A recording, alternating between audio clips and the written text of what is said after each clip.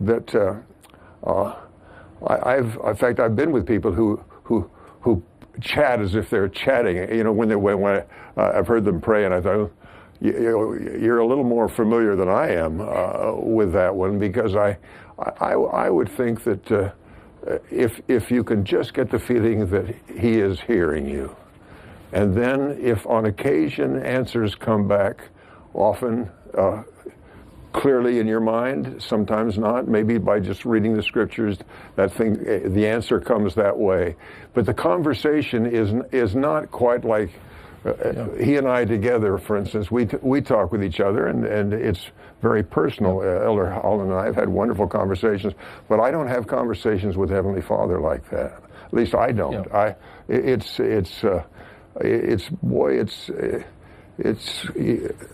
I do a lot of the asking, and then I wait, and then I wait, and then answers come, but not in what you call a conversational mode.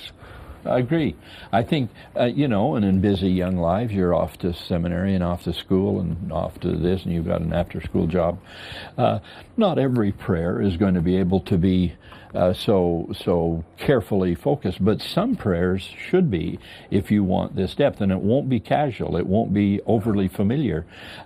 Sister Holland's in the audience, and she loves to talk to young people, remembering an example that President David O McKay gave, when he said for some of his prayers, and probably not all, but for some of his prayers, he would go into a darkened room, a private room, with the curtains drawn, and he would kneel in the center of the room, not on a chair and not against a bed.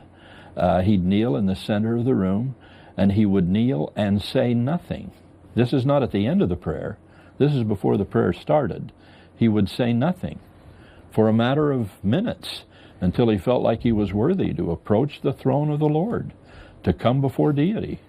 And he was dressed properly and approached God that way, and he would pray, and then he would wait. Then he would wait and give the Lord an answer, a way to answer and speak back. Now that's more formal than some of our prayers will be, and it's more formal than some of mine are. But since those teachings have come into our lives, from time to time to time, we try to do that, and we try to do it among the general authorities of the church to make sure that some prayers are that carefully prepared to go before deity, and that will carry over. And then when we have a